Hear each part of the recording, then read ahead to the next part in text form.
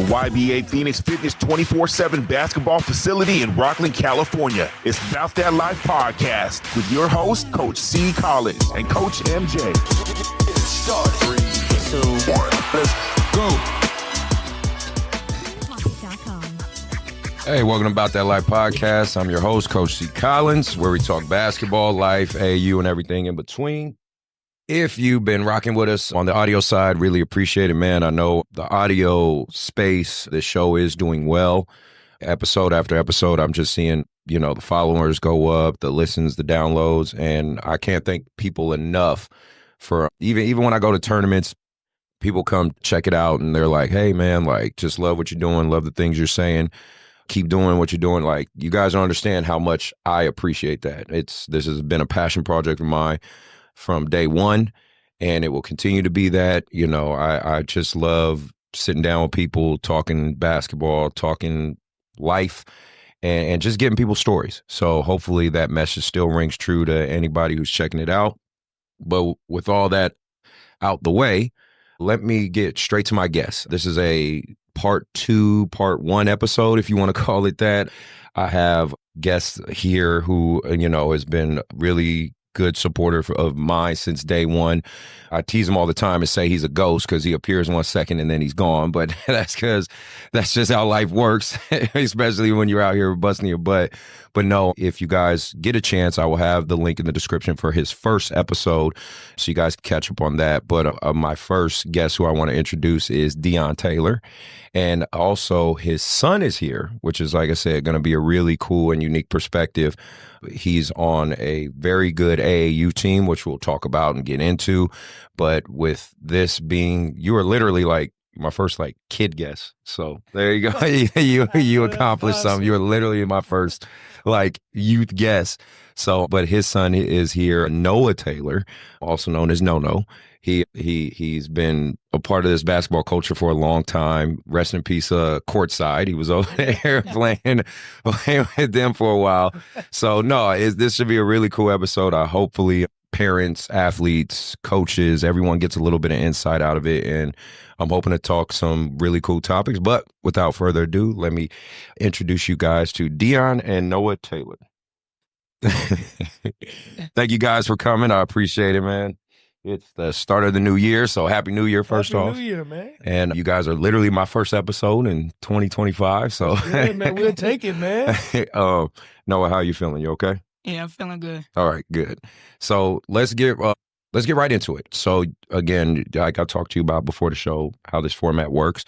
My first question, obviously this is years later, and you've been, people can see your social media. I always have links to social media so they can see it, but you've been watching his basketball journey, being a dad in it, years later from our last episode. What is your outlook of AAU basketball as it's currently sitting, today in 2025? Oh man, I think when it's done correctly, it's amazing. Mm-hmm. When it's done incorrectly, it's awful. Okay. But that's why I think parents have to be involved with what their kids are doing and programs that their kids are in, just based on the fact that, I know for me as a former basketball player, yeah. I'm watching everything that's happening with my son because if you've played at the highest level or if you've played Division I college, mm-hmm. then you know what it takes to get there and yes. you know what things you have to work on. So for him, it's been a great experience based on the fact that he's also learning because he can see when I'm moving him from place to place. And I'll explain, hey, man, I'm moving you because of this. Right. But all in all, man, we could call it AAU, you could call it whatever you want to, but it's basketball. Yeah. And it's something that we all love. And it's embedded in us. And the game is just fantastic. No matter how you get on the court, what court you're on, it just, to me, it feels like if you're playing the game and you're young, man, that's one of the most beautifulest moments of your life. 100%. Yeah.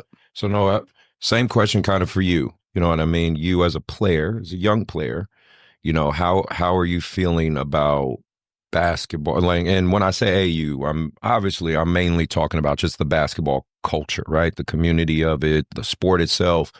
how are you feeling? How do you what do you like about it most when you're out there? I really like kind of how everybody is able to work together in the team Okay. and to accomplish one goal, which is winning. I like to see other teams playing as well. It's really cool just to see like how good other teams are, because when you're younger you play the same teams over and over. Right. You don't want to play CTB every weekend, right? or ABA or YBA, right? You want to see other teams. No, I get it. So it's pretty cool also to see those teams that you keep playing, maybe you keep beating them, to see them get better. Mm-hmm. But yeah, it's really fun. I mean, best thing about it though, probably you get to play with your friends. Mm-hmm. You get to make friends, and you get to it's like if you do make it to the NBA, you could end your career at 30. Yeah. Yeah. I mean, you have the rest of your life ahead of you, and you could do whatever you want. That's good. No, that's a good outlook, good answer. And trust me, there's no wrong answers here. So Yeah, and you know what he's speaking about is I kind of instilled in him that basketball is, for me, coming out of Gary, Indiana, at the time when it was extremely bad, or being in the Chicago area. Yeah, it was rough. It's a tough world. Basketball became my father, and the game has allowed me to explore the world in every facet that I thought was impossible for me. What he's speaking about right now, trying to articulate to you, is the one thing that we're having conversation about is, man, look, at 12, 13, 14, 15, you can play this game and allow it to do everything for you. It could get you a full ride scholarship to college. Yeah. It could potentially get you paid millions of dollars. But you're doing all that with the understanding that the game is going to end 25, 26, 27, you're lucky 30 years old. Yeah. And now you have the building blocks to do whatever you want to do for the rest of your life. Yep. And that's what I believe a lot of these guys aren't understanding, is that it's not necessarily NBA or bust. Right. It's like, no, the game gives you so much life when you're trying to figure it out. It gives you experience with teammates. You get to meet people. It becomes a fraternity. Mm-hmm.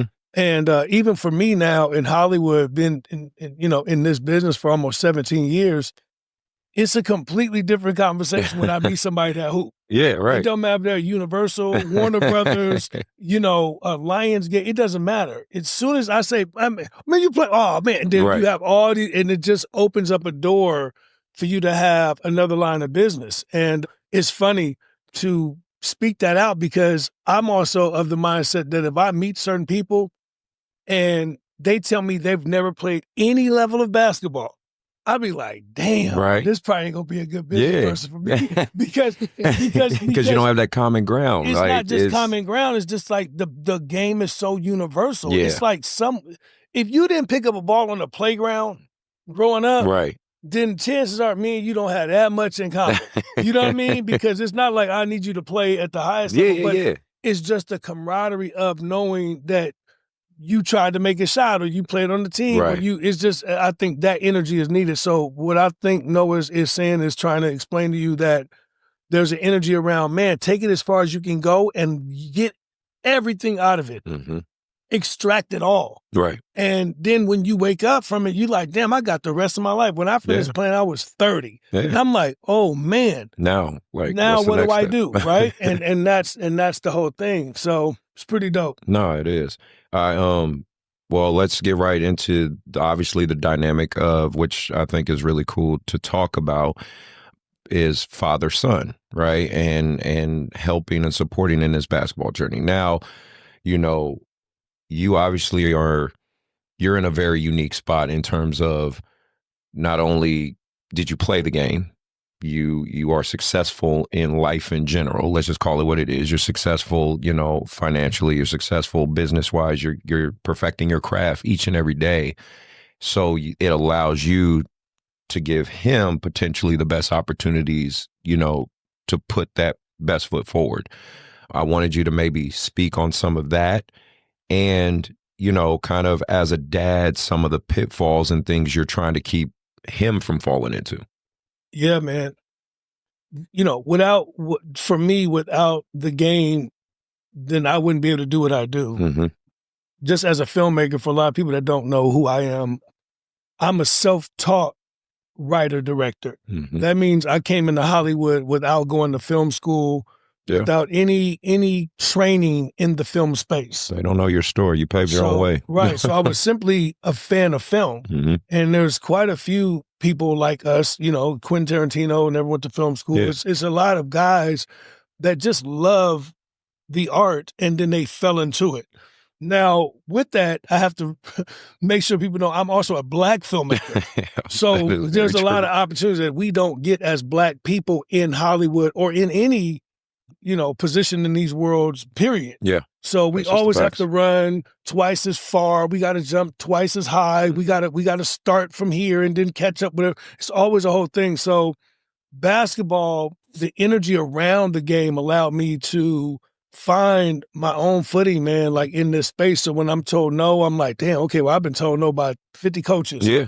If I feel like, oh man, I can't really get to this thing, I work very well with others. That's teamwork, and you understand that I've been in several games, man, where you won it. Yeah. And there's 3 seconds left and somebody hit the I've been in a bunch it don't go your way. where you go, damn. So it's the only world where you go up and down in a second. Yeah. So Hollywood is that way. Man, you got the deal. Damn. Then next thing you know, we ain't got the deal. So you got to be like, how do I deal with that?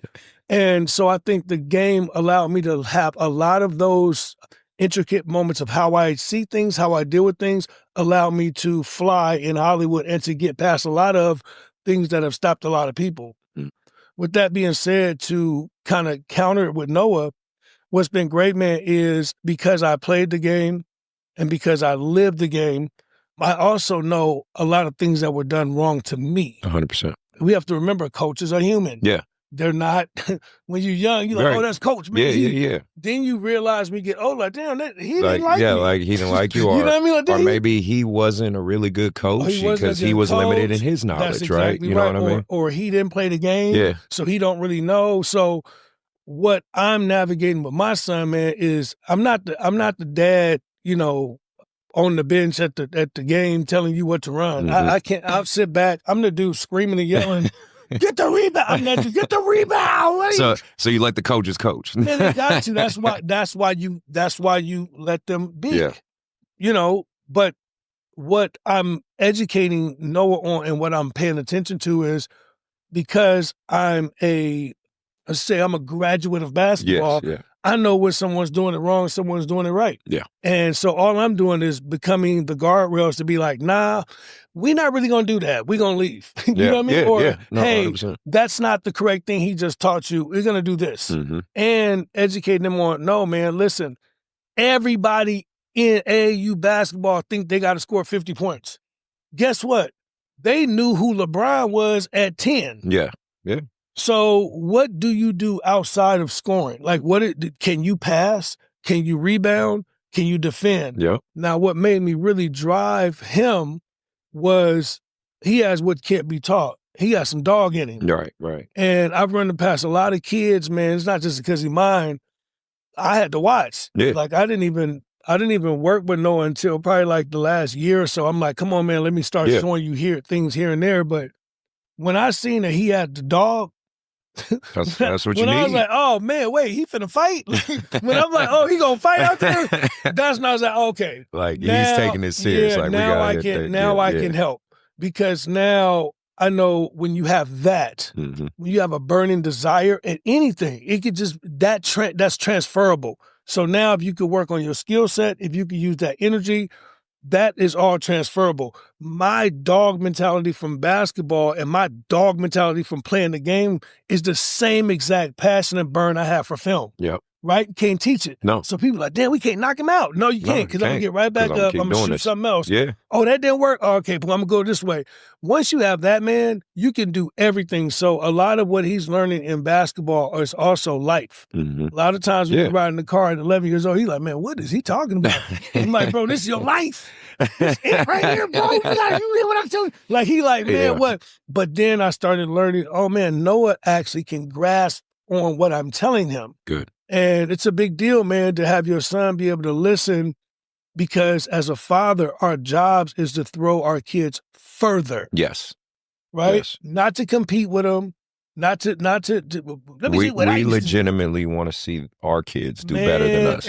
I believe every father does. Yep. And what we have to try to figure out with each individual kid is, how do I communicate with them? Because they become an age, 11, 12 is great, but then when you start getting 13, 14. You're going to be a different person. Let's make this clear. 13, 14, 15. I know this. I know that. No, bro, you don't know. You don't know. And that's part of what I believe makes pros. Yes. So if you look at Brunson and his son, right, you're like, well, how did he become? Because he listened. Yeah. Because he paid attention. You look at Gilbert Arenas right now, what he's doing with his young son. I mean, the biggest, or if you want to say the biggest one, is Del Curry and Steph Curry. Del Curry, right? They are receiving the information, processing it, and then actually applying it. If someone's giving you the answers to the test, you don't go, nah, I don't really like that answer. I'm going to do it myself. Like, no, bro, I'm giving you the answer. Right. And it's unfortunately for us, a lot of times in our culture, it's met with resistance. 100%. Right? Information is rare. Information is not given to us. It's like you have a podcast. I'm like, yo, bro, here's what you got to do to become the pivot. Yeah. And you go, nah, well, we ain't the pivot. Take the information, utilize it, and then then make it go forward. Yep. A lot of times we too stubborn. Our ego's in the way. True. We don't want to listen. Oh man, he trying to sabotage me. No, man.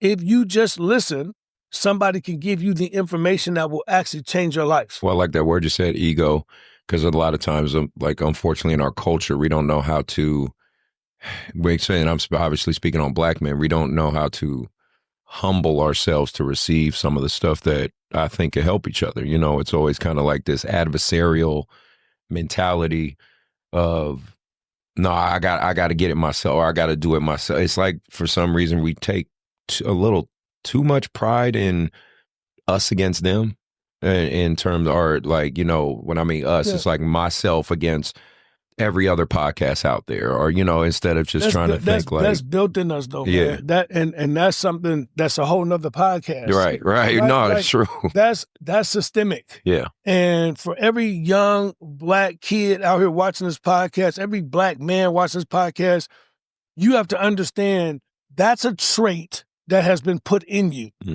Hate is a trait that's in us. Yeah. Okay? Like, it, for some reason, people don't want to have a conversation. Well, oh, the man trying to stop us. It's the man. You got it, Joe. The man trying to stop us. No, but it's a trait that's inside of us.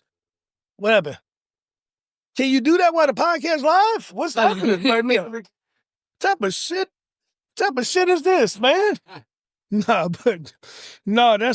That's a trait that we have to understand, that when you feel that, we have to actually beat that feeling down and get rid of it. Yeah. It's every one of us has seen somebody get something and we like, damn, I should have had that. Yes. Whether you say it or not, it's there. Right? And we're the only people in the world, bro, that have to select one. Right. And I've said this to you before. It's like Michael Jordan, LeBron. Right. We argue until we get into a fist fight. That's just the culture. Instead of just saying they're both great. No, bro, they're both great. They're both great. But we're programmed to be like that. Yeah. And that's no different from podcasts. That's no different from, you know, somebody doing business over here versus that business.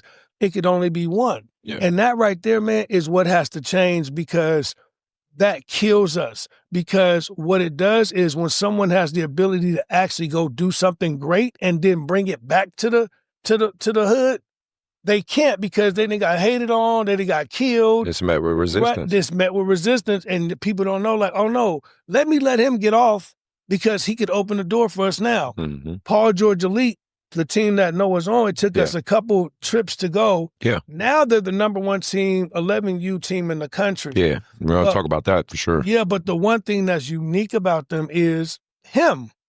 He is Draymond in the team. Really? So he's playing every position he needs to play. Okay. He's everywhere he needs to be. He'll defend where he needs to defend. Nice. He's not worried about scoring the ball. Like being the focal point or whatever, like you said. Yeah. Because he has two generational pieces of talent on the team with him. Right? He has Marcus Price's son, JoJo, who is a phenom. He has TJ's son, King Tari's a young kid on the team. These kids are dynamic. He is dynamic. Yes. But if you had a team with 3 scorers, that ain't what it is. We need somebody else. You need somebody that's uniquely different. Right. That will do all the other things. If you need him to get 20, he'll get 20. Right. If you need him to get 25 rebounds, he'll get you 25 rebounds. You need a guy on the team that's like, nope, you open, I'm swinging it. Yeah. And that's basketball, man. Yeah, and I'm telling him that at the highest level, this is where you want to be focused on. You want to be the person that's able to do the other things that people don't want to do. That's how you're going to get to where you want to get in life. And I think it's really profound and cool that you're saying that as a dad, because you know as well as I do, you've been around enough for this AAU culture. Most dads wouldn't say what you just said. Just saying, I'm proud of the fact that my son is basically in this in-between role where he's doing everything but scoring, right? Because everybody wants to fixate on score. Like, and it's like, let's keep it real. Yes, you do have to score. That's how the game works. But it's the process of how you get to that shot that I don't think enough people focus on. They focus on the shot. They don't understand that there was a whole action and a whole series of events that happened before the shot was made. And those people that allowed that to happen are just as valuable as the person who took the shot. It might be more valuable. Yeah. Because anybody, you're not going to play any level above AAU where you go between your legs 6 times, wrap it around your body, and then do a layup. You're not going to play on anyone's team where you get a fast break and you throw it between your legs and you do it. No coach in America at the next level is finna let you do any of that. Exactly. So at the end of the day, can you score the ball in 2.53 seconds? Can you make a move or get off the ball? Yeah. No. Can you swing the ball legitimately with a great pass? Can you get down and play defense for 40 minutes in the game? Yeah. Can you, can you take a charge? Right. Those are things that coaches are looking for. That's what I'm teaching my son. Get a bucket, he get a bucket every time. I'm not worried about that. Right. And like I told him, I said, bro, if you get half of what I had jumping wise, I'm telling him, he right there? Yeah. I'm like, bro, you get half. Now, he used to laugh until people came up to him. Did he see the old videos of you? He probably seen old videos, but people like, man, your dad used to, I legitimately had a 44-inch vertical. Yeah. I was an anomaly. I could jump really high. Yeah. But I'm telling him, bro, you're going to have all of that. Like, I could tell. And that's why on certain teams, I would say, hey, man, listen to other dads out there, moms listening. This basketball is positionless when they're this age. Mm-hmm. If you have a kid and he's playing under the basket all the time, under the game, every game he's under the basket. No.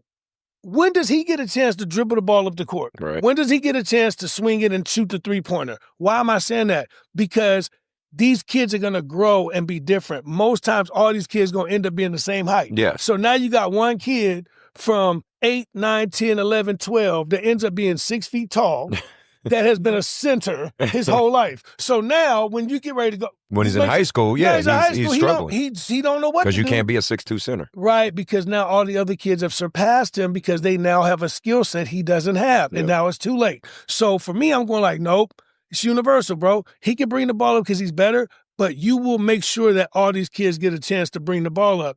We had that happen to us, Vegas.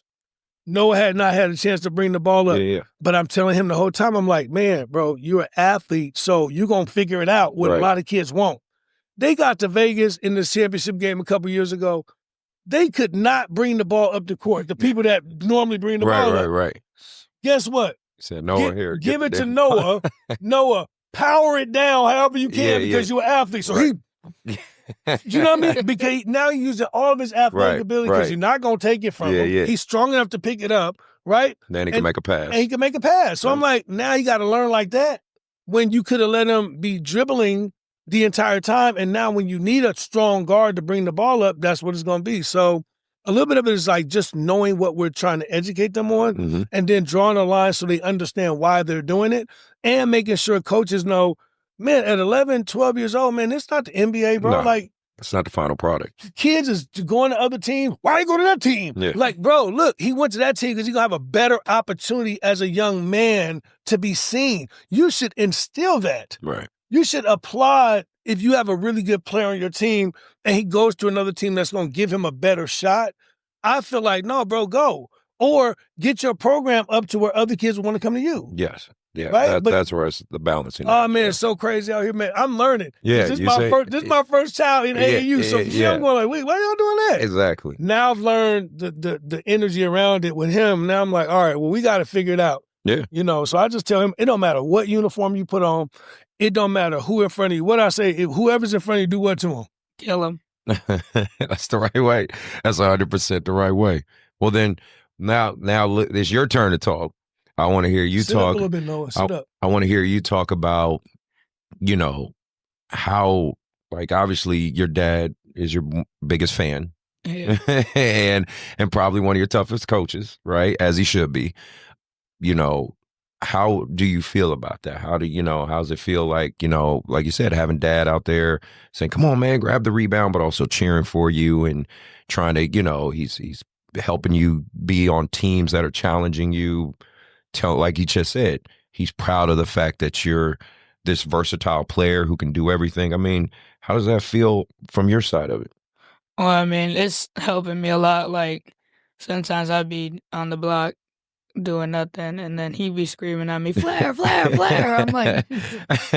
Does it wake you up? Yeah. And then I go out and I end up getting something. I end up getting a shot attempt or getting a bucket. I mean... Because he played the game so long, he has so much experience. He kind of knows what to do, and I know I need to listen to that. Okay. And I mean, do you feel good having your dad, you know, like right there supporting you like that and, you know, helping you out? Yeah, it makes me feel a little bit more comfortable, you know. Okay. And let's talk, and I also do want to talk about your team currently right now with Paul George Elite. You guys had a chance to play out here with Made, you know, in the Made Hoop stuff this past weekend, which we'll talk more about. You know, from what I was told, because I didn't get a chance to go to your game, but Joe, you know, my producer out there, and then Elijah was there too. But I heard a lot of great things about your team, like just in general, like the way you guys play, how talented you are, whatnot. How are you feeling about the team and your teammates, and how do you like it? I mean, I like it a lot. A lot of them I have played with on other teams, and then we went to that team. Mm-hmm. I'd say maybe half of the players on that team I've played with before. Okay. So, you know, the chemistry is kind of already there. Nice. But we play really well together. We're not selfish, I feel like. If somebody is selfish, this coach going to scream at him. And that's good. That means you're being coached. That's good. But the team is really good. We work together really good. Make sure everybody is able to get a shot, especially if we blowing out a team, we would make sure everybody gets 5-10 points, you know? Okay. Even if they coming off the end of the bench. Are you guys really supportive of each other? Yeah. Like, are you the type of kid that's going to be cheering on the bench and when your teammate's doing well? Like, let me ask you this. If you're having a bad game and one of your teammates is having a good game, are you still going to keep that same energy for your teammate? Yeah, we always stay kind of fired up. Good. Like on the bench, we be screaming, defense, defense. Like everybody be screaming. And the coach, if we're not, then he be firing us up. Okay. You know? And if you are kind of, like you said, having a bad game. Because it's going to happen. You're not going to play great all the time. And then you don't want to carry that emotion and give it to somebody else. Yeah. Especially if they're having a good game. Yeah. No, that's smart. What I try to preach on my teams, right, and particularly, you know, we say a quote that a lot of people probably know. It says "re, not me," right? We really try to instill on my youth teams, you got to find joy in others. You know what I mean? You got to find joy in other success, right? And that's hard at times. Like, you know, just being honest, even, and you'll learn this as you grow older. Just as a man, it's just hard sometimes because we want, you know, so much for ourselves to be successful.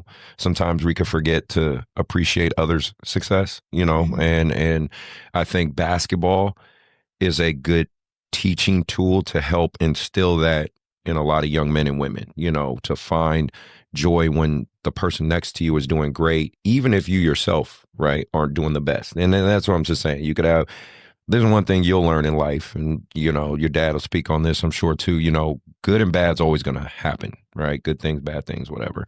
But it all comes and goes, right? Bad usually isn't bad forever, you know, and good isn't usually good forever. Like, that's just how life works. So that's what I try to teach my kids when I coach them.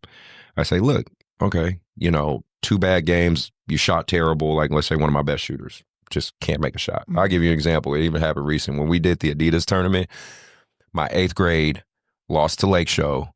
We shot 0 for 15 from 3. 0 for 15 for an entire game. And these are some kids that I've seen knocked down. Plenty, you know, and as a coach, trust me, it's not fun to watch. You're frustrated. You know, you want to, like, you know, it was nothing more I could say other than, fellas, that's a bad game.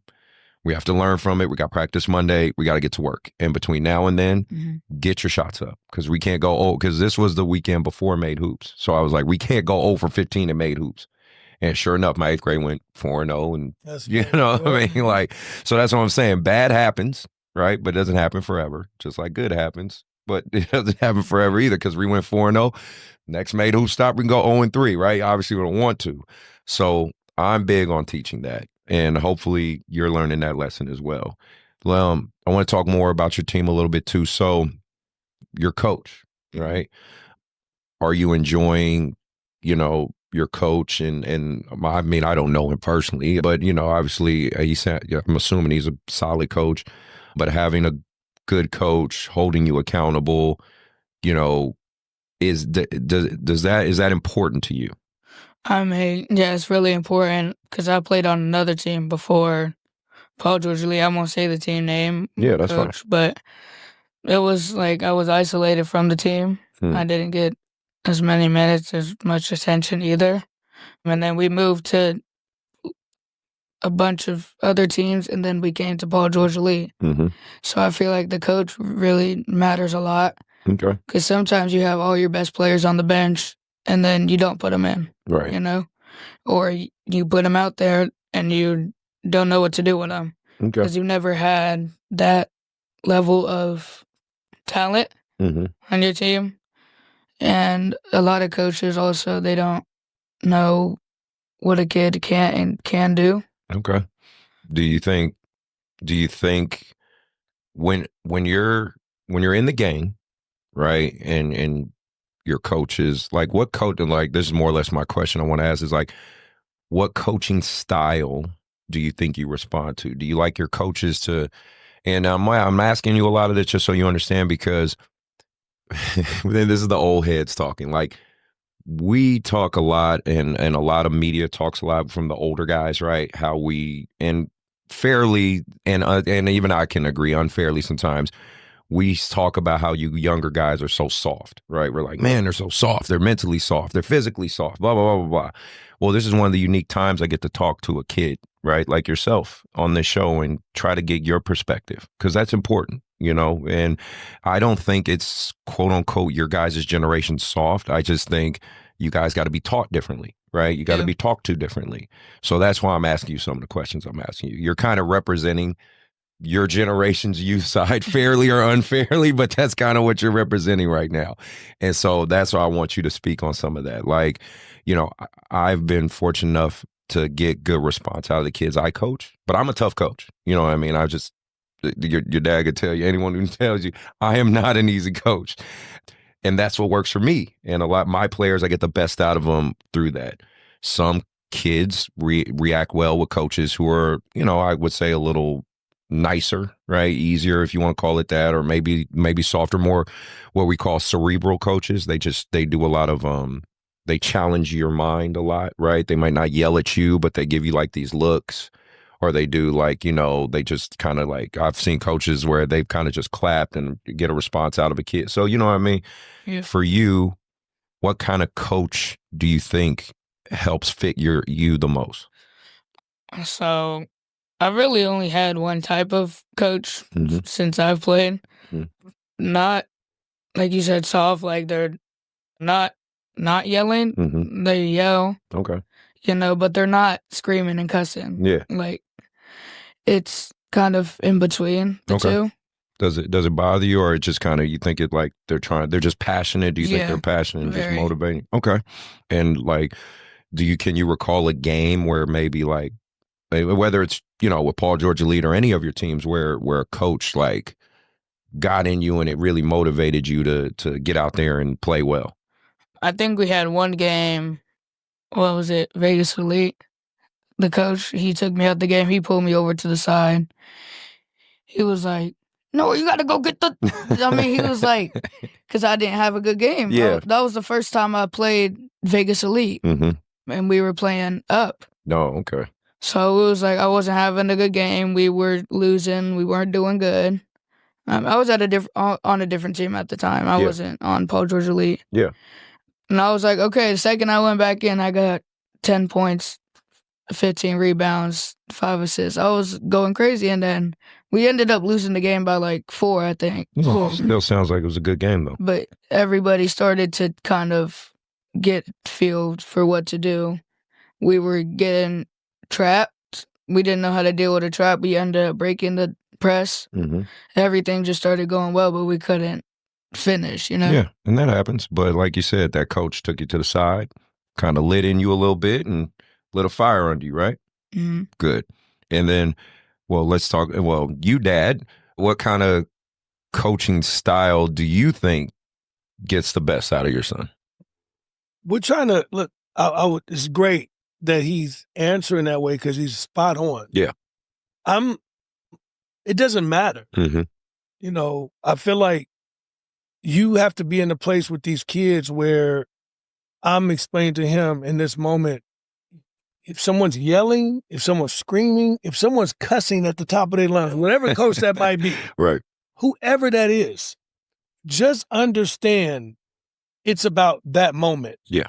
It's not about you. Right. And that's something around 8 years old, I started explaining to him, like, bro, look, because first couple of times he like, oh man, no, it's a shock. He shut down. Yeah. I'm like, oh man, he feel like, no, man. Like they're not, like the coach isn't trying to hurt you. He's trying to. No, this is how people coach. In the heat of battle. Express themselves. Now you get to LA where we at now, and you get to some of them coaches, and you can't even, they would be past rated R what they say to kids. I'm like, yo. So I'm like, hey man, that's how he talks to them. Yeah. Because that's where they come from, and that's what the energy is that they got. Yeah. So he's starting to now see, oh, wow, okay, people do. But guess what? Motivate yourself. When you check in, man, is you ready to go? Are you turned up? Because you're going to get a time where a coach don't have a voice. Right. I personally like coaches that are not afraid of a player. Okay.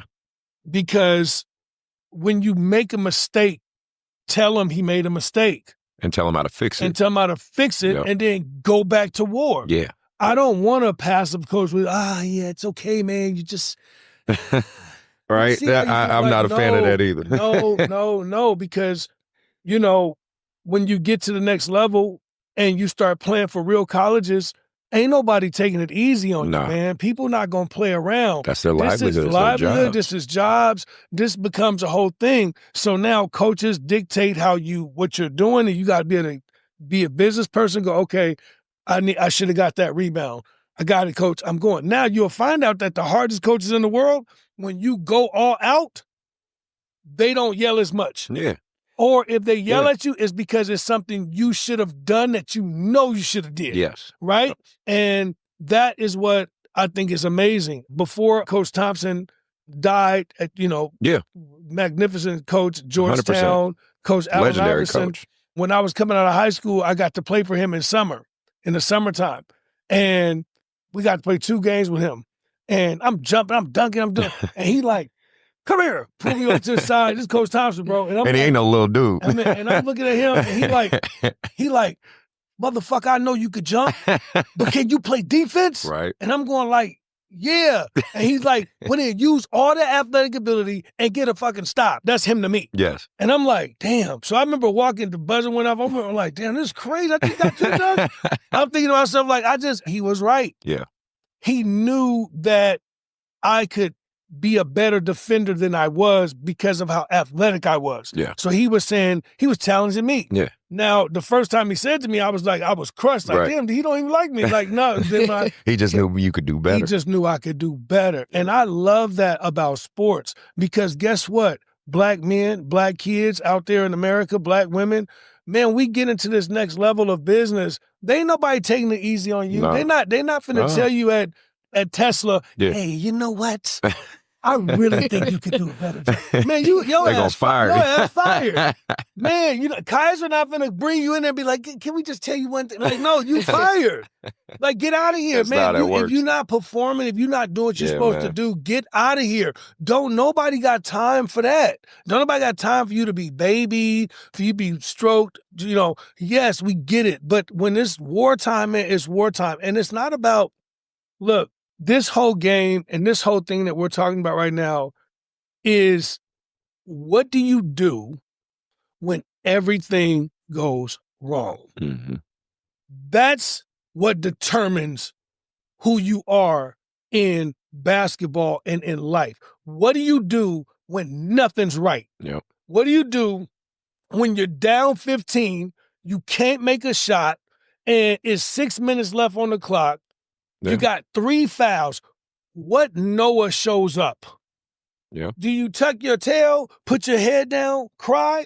Do you scrap, fight, try to get every rebound, try to get a steal, try to will your way back in the game? Yeah. That's the kids that people are looking for. Yeah. Not the kid that's up by 20 and coasting and everything's easy. Yeah, and now you shooting the 3 and you're doing this and you're doing that. They're not looking for that. Right. We're trying to find dogs, man.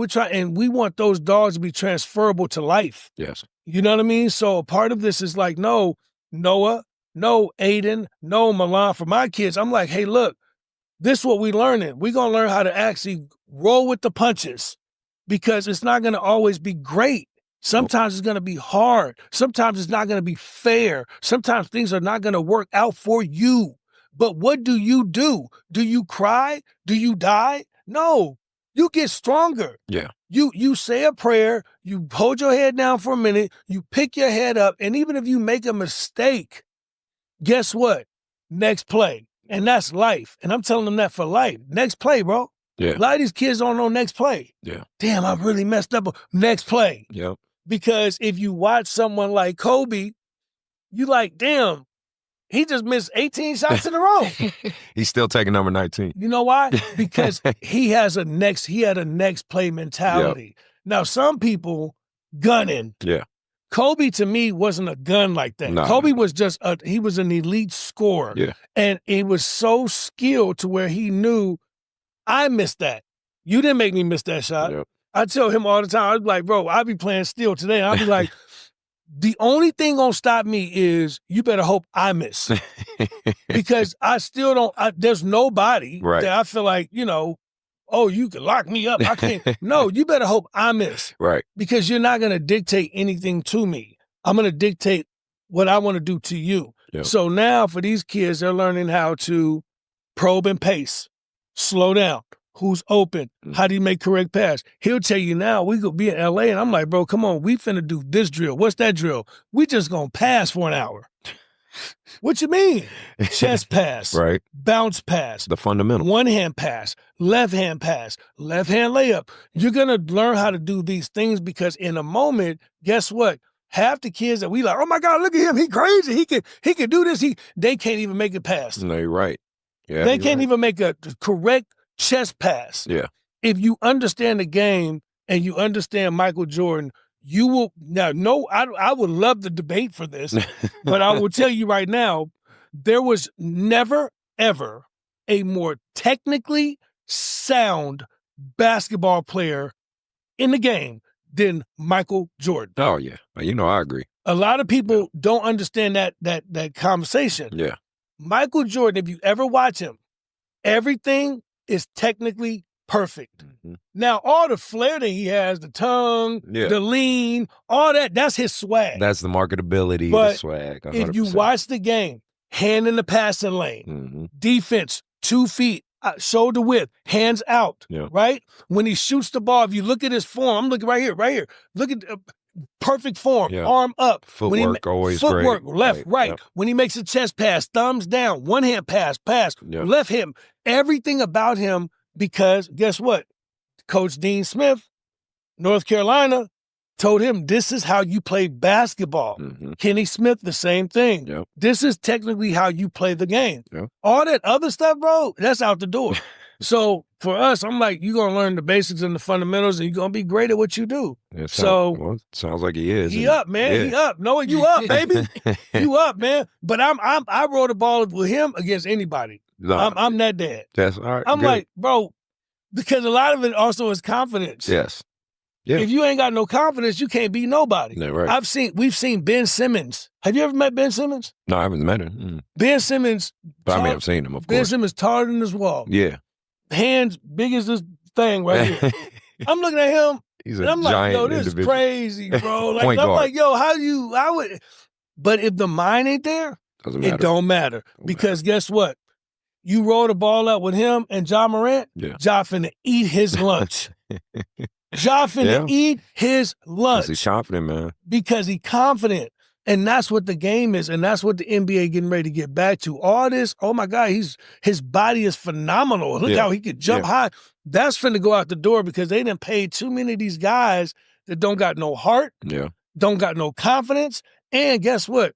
Really don't want to be there. Yeah. So well, that's what I talk about. That's where the old heads talk about the softness or the mental softness. Well, you don't like it. So you didn't got paid Zion played 6 games this year. I know, it's crazy. And he's Zion making ridiculous $200, $300 million. He done played 6 games. Bro, I played 6 games yesterday. I just feel bad for the fans. You know what I mean? Like, it's just like. I feel bad for him. Yeah. Because I'm like, bro, you can't, that's not it. Yeah. Because now you got paid, now you cool. That's who you are as a person.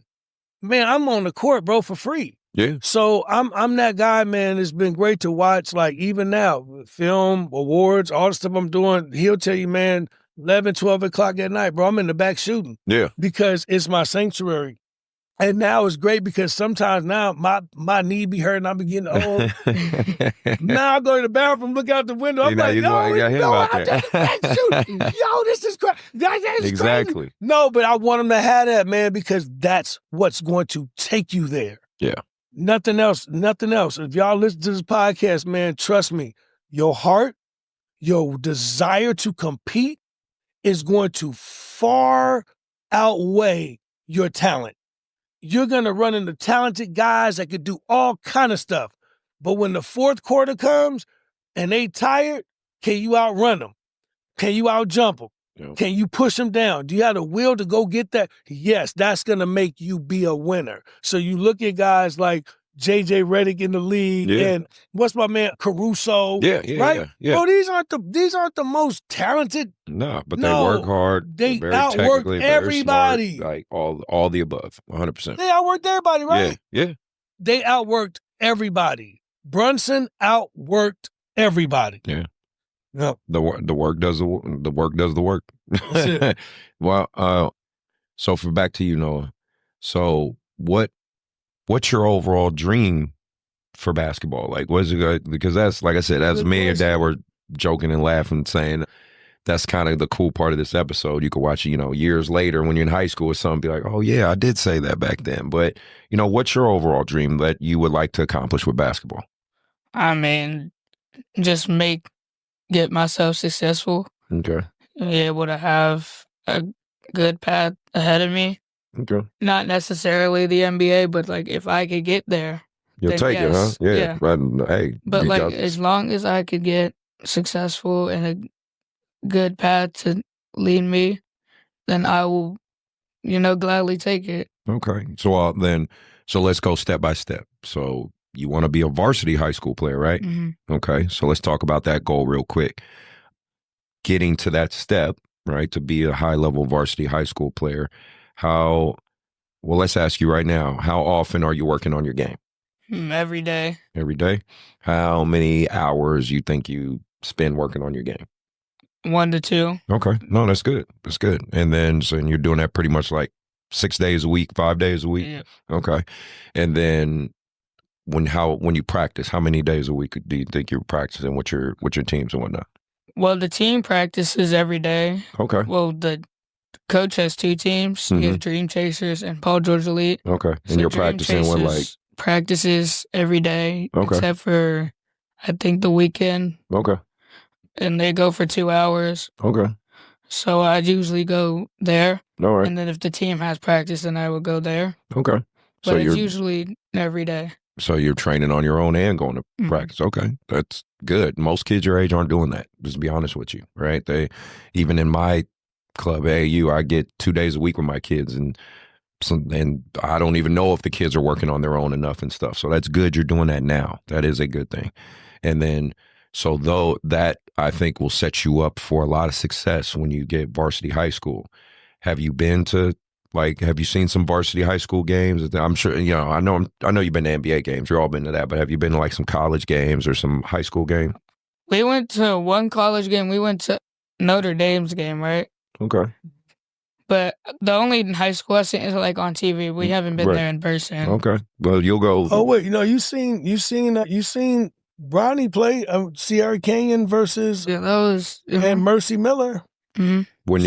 When you went to those games, like the college and high school games, did you, what did you learn? Did you see the atmosphere, hear the coaches? I mean, obviously the crowd's there, which is great, but for you as a young hooper trying to make it, what was your takeaway from those games, and what did you learn?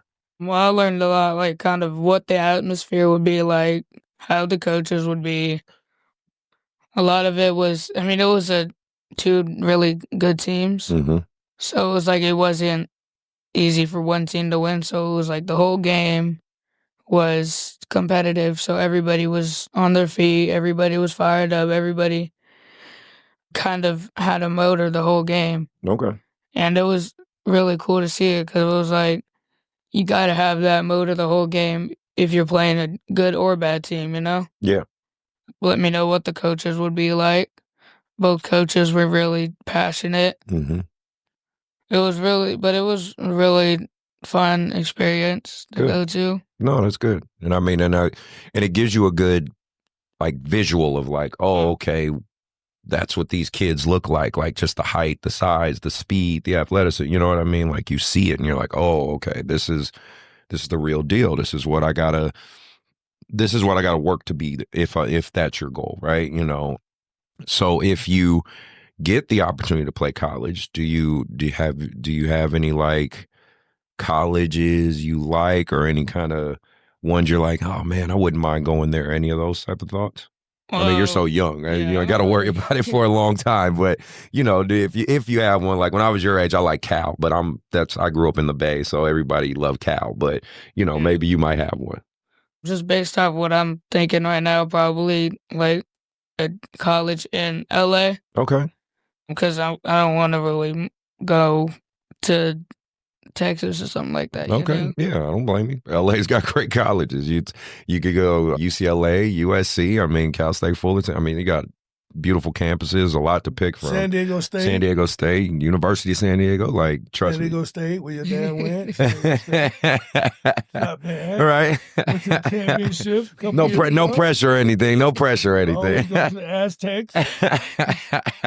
No, man, and being in that LA culture, because you kind of got a unique take, because obviously you guys are back and forth between here in Sacramento and LA, and I'm sure you see it from your perspective, the difference between NorCal and SoCal. People outside of California don't really, and I know this, and I know you know this, because I went to college in the Midwest, right? So I went to college in Chicago, and their perception of California, they don't know how big our state is. They really think it's Oakland, LA, San Diego, they think everything's like right next to each other.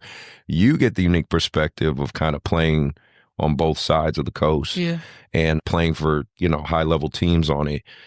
What have you learned in terms of, do you think like the NorCal style of hoop is very different than LA? And I know in LA there's a bunch of AAU programs and a bunch of teams, is there, what have you learned from both sides from playing on both sides?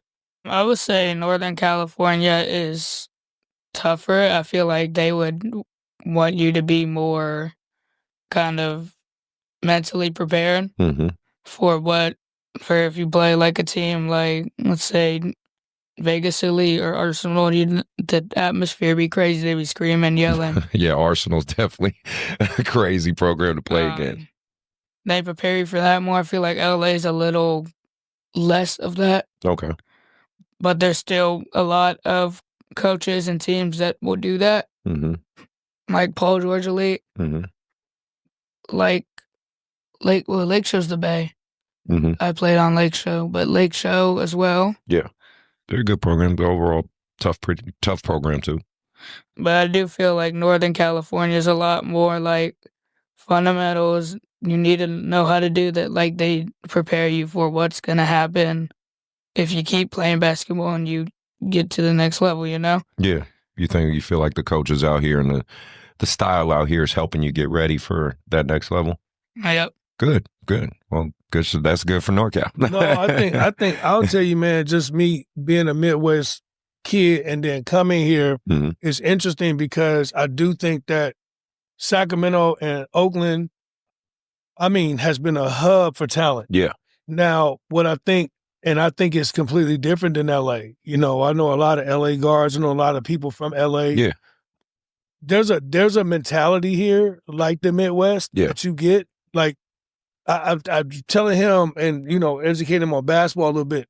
You a Midwest Chicago player, we normally play hard, jump high, and get to the basket. Yeah. Because when you play outside, it's cold. Yeah. Our whole life growing up, we playing in the snow. Jump shots ain't the thing we do. Right? And that's a big deal. Seattle, we get to Seattle. They're normally shifty guards. That's their style. LA normally has great jump shooters because the sun is out all the time, and they out there. And they have more of a lazy mentality in terms of the game. So they pulling up, shooting three. I never seen people shoot till I came here. I'm like, he can shoot the ball hella good. Used to be where you'd be like, white boys can shoot. Right. We like, them white boys, they gonna shoot. Now, when you get here, what I'm starting to learn is, and Marcus Price, who's coaching him, is phenomenal with his program because they got a chip on their shoulder. Yeah, they do. They got a chip on their shoulder, man. Like, and he's instilling that chip. Now, what's been missing here for a long time when you think about all the athletes. I played with Hook Mitchell. I played with a bunch of these guys out of the Bay a bunch of times. I played against Jason, a kid in high school. Yeah. What they had that a lot of people don't have is information. See, that's the difference between a pro and somebody years later, like, damn, man, I wonder, like, damn, I should have made it. No, you shouldn't have made it because you didn't have the information. Right. Left hand, right hand, floater, downhill, rebound, defense. Do you know how to do those things? Has someone educated you on how to play the game, even though you're that talented? Yeah. No. So that's what's changing now. We've always had talented people here. It's always been the Bay and Sacramento. Bro, I could name 100 people from out here. I'm like, yo, remember him? Mm-hmm. But we never got a chance to be educated on how to play the game. Or the people that actually ran the programs out here, they did not let the young kids like us that was thugging, you know what I mean? Yeah. From the hood, right. Didn't have nothing. We riding up there to the gym with scrapers. We like, man, can we get in here hoop? They not letting us in there. Nah. So we had to make it on our own. Yeah. A lot of street ball. So even years later, man, I'm going like, damn, when I worked out with Denver, I'm like, why didn't I make the team? I didn't make the team, bro, because I wasn't prepared. I didn't have anyone tell me, no, Deon, you got to be able to go left every time. You got to be able to throw a floater over a center. You can't dunk on everybody. Right. So a little bit of that is like, okay, Now, education and learning is what you have to do. My son now, we talk about Paul George Elite and Dream Chasers and what Marcus is building, what he's doing, and Coach TJ. Bro, it's phenomenal to see these kids 70-0. It's phenomenal to see them go all over the world, shoot Sketcher commercials and do the stuff they're doing, getting ready to go to China. Why? Because someone is giving them the information to be great. Yes. And guess what, Chris? They're willing to take the information. He's willing to be in the backyard with me, going, nah, bro, go do the cone like this, pull back. And he like, why am I doing that? Then I can show him 1 hour later on the NBA game, bro, come here, look. Like this Ain't that what you just did? It transfers. Yep. Ain't that what you just did? He like, damn, yeah. Because I'm telling you, this is it's transferable. Yes. Now, if you in the back just shooting, oh, I got it, man. No, you don't got it because you don't know what's going to happen when somebody double you. Yep. You don't know how to get your elbows up and elbows. You don't know what it means to elbow somebody in their throat. Yeah. Make them get up off you. Get them off you. You know what I mean? It's physicality to this, man. Sometimes you got to be more dog than you know. Yep. How did he do that? No, because he's in the back working on it over and over and over again. A lot of these kids come to these AAU games, they be like, man, look at him, man. He's so nice. Bro, what you don't know is that kid, while you playing Nintendo or PlayStation, he in the back 4 hours working on that, and then he does his magic trick. Right. The magic trick is this is the stage. Now, everyone believes, no, he's just got that. No, he worked on that package. No. Right? Yeah. We went and seen LeBron the other night, 40 years old against the Kings. Yeah. Killed them. I mean, but if you watch, I'm telling him, watch what he's doing. Don't just watch the game. Watch. Yeah. He get the ball in the post. He throwing his head 2-3 times. That's him been working on that. Yeah. He waiting for you to make one subtle look so he go that way. Right. Now they got older, this little things I be doing. I be like, yo, why wish I do that when I was young? Sometimes, bro, I come down because I can't get off like I can because I'm older. But sometimes I be at a 24 and I see a kid coming, I be like, yeah, set that screen. Ain't nobody there. Right. And he looked that way. And right by him, shot. It's gone. He like, now we're thinking the game out. You're thinking it out. And that's what I'm telling, bro, slow down. The game is not even fast. Luka doesn't run fast at all.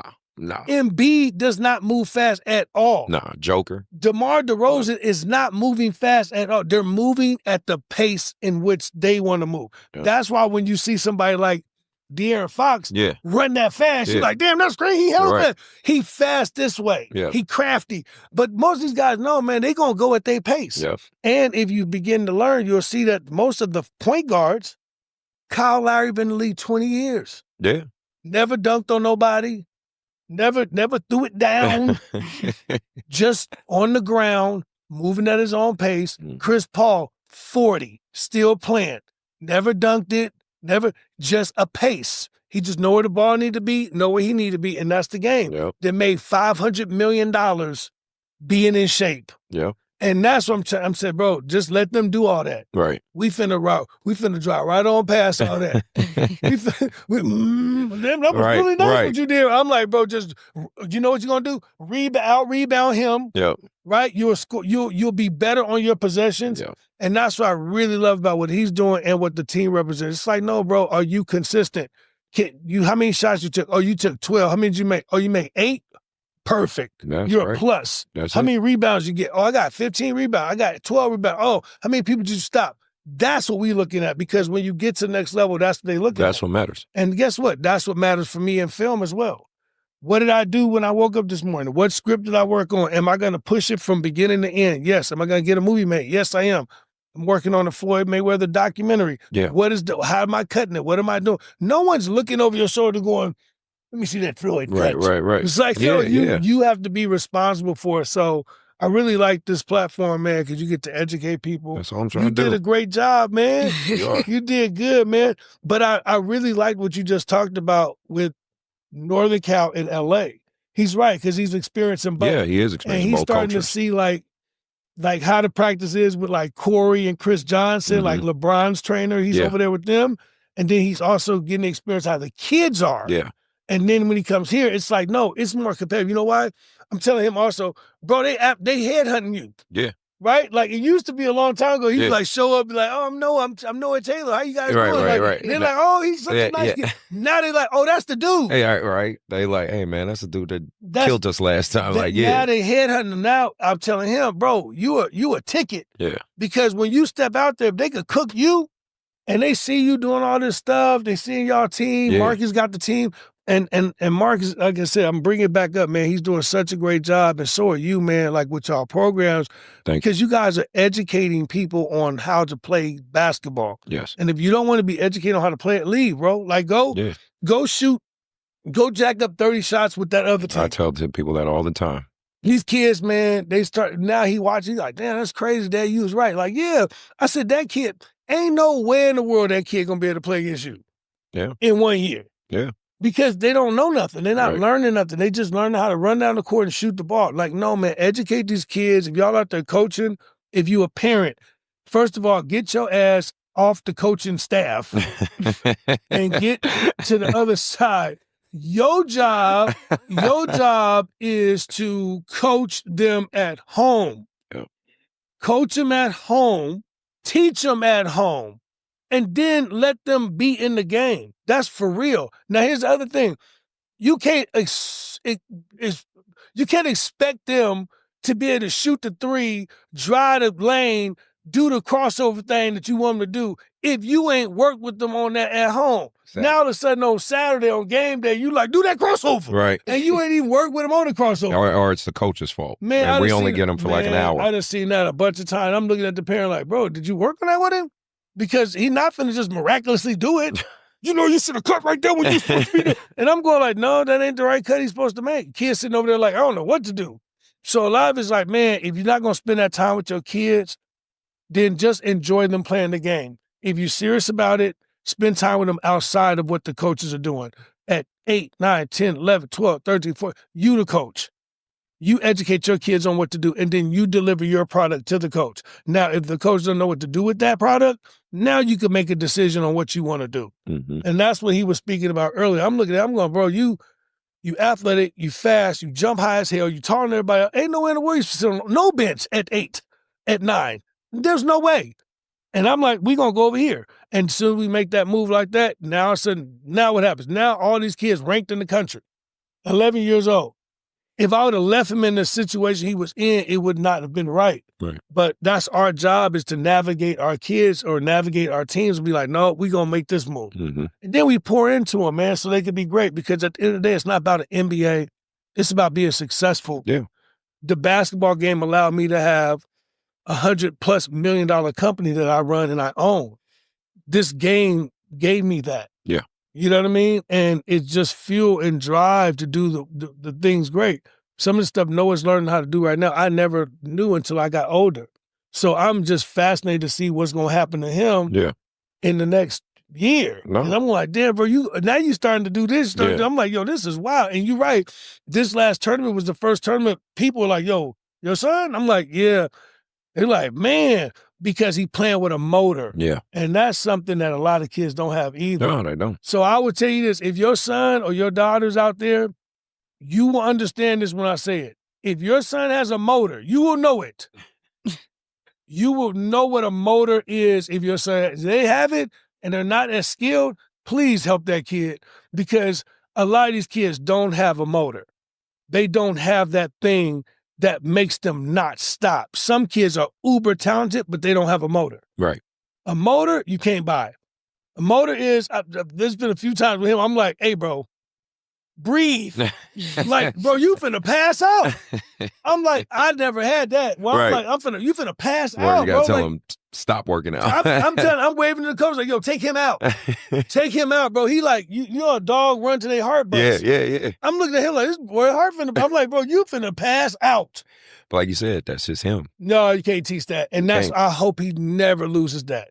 It's what makes Draymond so exceptional. Yeah. No, You know that's what I what mean? they It's say. like- That's what they say. That's that Saginaw in him. That's Yeah. just that grit and that, you know, that I'm never gonna stop mentality. No, man, it's crazy. I want to talk a little bit about NBA stuff, right? Mm-hmm. So, like I said, it's the kind of the fun part of the show. Then I got a few more questions, and you'll be out of here, right? So we got hot takes.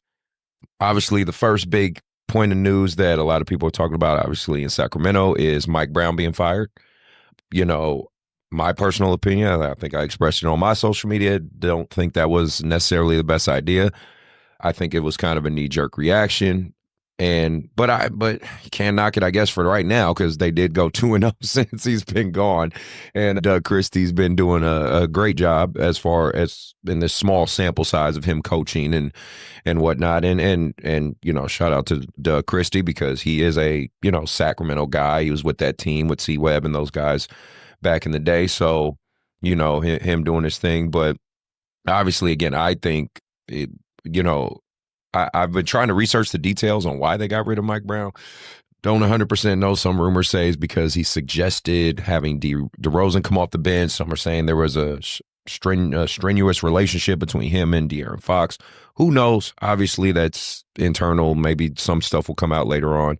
But, the Kings in 2025 are undefeated, so I guess you could take that as a positive. But, no, what's your favorite team, and what's your favorite NBA team? Favorite NBA team, probably that's tough. I want to say, because the only team that I consistently watch are the Golden State Warriors. Okay, nice. See, I'm a Warriors fan, so I grew up in Oakland, so I'm a big time Warriors fan. But that's good. But it's either because I only consistently watch a few teams, like the Golden State Warriors or the Sacramento Kings or the Lakers, because I'm from those areas. Yeah. So it's not like I'm watching the Bucks every night. Right. No, it makes sense, and trust me, that's normal. We all go watch our hometown team. Who's your top five NBA players? It doesn't matter position or order. I don't worry about all that. But to tell me who's the top 5 NBA guys you like? Number 1, I like Derrick Rose. Okay, nice. It's a good choice. Number 2, I got it Kobe Bryant. Okay. Number 3, recently I've liked Anthony Edwards a lot. Okay, good. Ant-Man. I really like Jaren Jackson Jr. I went to one of his runs with Corey. Nice. Watched him play. Really cool to see him play. He was really good. Number 5, I have to go with Michael Jordan. Okay, cool. He didn't say LeBron. I'm surprised. No LeBron in that list. I ain't mad at that. And then for you, Deon, who's your top 5? Who do you guys your top 5? Well, we Bulls fans. Yeah. MJ, right there. Gotta have MJ in there. No, I'm a diehard Bull fan, man. Like anything Chicago, man, I'm locked in. Unfortunately, man, the teams have not been great. And he's right. It's funny because I be arguing with my brother Ephraim all the time. He's a diehard Laker fan. He's like, he Laker nuts. And I'm telling him, like, man, his kids like the Lakers, but it's easy because they're out here. Yes. So that's what you get. Right. For Noah to watch the Bulls, he got to watch TV at 4 o'clock. Yeah. You know what I mean? NBA TV, you know what I mean? So it's like, that's very natural. I'm happy to hear him say that because we often are watching a lot of Warrior games and a lot of Laker games and a lot of Kings because that's where he's at. Out here, But yeah, top 5 for me, Michael Jeffrey Jordan, one. Talking about, bro. That's number 1. It's interesting because I really like this. Not our top 5, just 5 players, right? Yeah, well, like your personal top 5, Shaq, like of all time. Go with Shaq. If you had a top 5, I'm going with Shaq because when I've never seen nothing like that in my life. Physical dominance. I've never seen nothing like that in my life. Dominate. Like the first time I see Shaq, I was like, yo, what is that? Like Shaq, 3. Obviously, Kobe. I was not a Kobe fan at first. I wasn't. I wasn't either. I was a Kobe fan later. I was like, yo, this dude. I wasn't a fan of him when he was Froby, when he was number 8. I later became a fan of him as 24. Fan of him, bro. I really like Kobe, D Rose. Absolutely. Yeah. I would put him in there. And then I would absolutely say, I like LeBron a lot. I think he's phenomenal. Yes. But for me right now, I'm going to have to go with Scotty. Scotty, number 5. Yeah. Pippen was crazy. Yeah. Iverson was crazy. Like, it's hard to say 5. But, right. Michael and Scotty, for me growing up. Yeah. Nothing better. What? Best dynamic duo ever. What? That's why it's so crazy, obviously as later in life, all the crazy stuff between those two. But it's like, you think back when they were on that court together, it's just, yeah. Best dynamic, man, one of the crazy. best, well, in my opinion, still the best dynamic duo outside of Gary Payton and Shawn Kemp. I really like those two when they were together, and I don't think there's anything better than Michael Jordan, Scottie Pippen. Yeah. That was they're not better, but I'm saying, yeah. I mean, and then I think the Warriors overall, one of the most phenomenal teams I've ever seen. Yes, like that Klay Thompson and Draymond and Steph. Steph is an anomaly. I mean, anytime you got players that change the game. Oh yeah. So right now, Yeah. he doesn't know this, but they have a problem in the NBA. The problem is everybody shooting threes. Yeah. The who issued the problem is it's Steph Curry. Yeah, he's the source. That's Like exactly right. is He's literally the source of why the NBA is he's winning. literally patient zero. Like So Michael Jordan, when he came and he played, everybody wanted to be a scoring an athlete, a scoring, guard. athletic. So yeah, now you're yeah. not passing nobody. You're trying to you scooping it under the bed. He changed the game. Yeah, and right? when Iverson too. When as far as the killer Crossover, crossover, everybody wanted to be him. Yeah. So these guys are once in a lifetime generational players that change the fabric of the game. Yeah. Shaq, you had to change all the rules. Yep. You can't. There's no way to guard him. Yeah. So now you 3 seconds in the key. You got Right. all that stuff's changing. The backboard, the rim. So yeah, I like those generational guys, but I do think the NBA's in trouble. Yeah, that's what I was going to speak on a little bit too. Just getting your quick thoughts on that. Like right now, they're saying the NBA, it's dropping in ratings.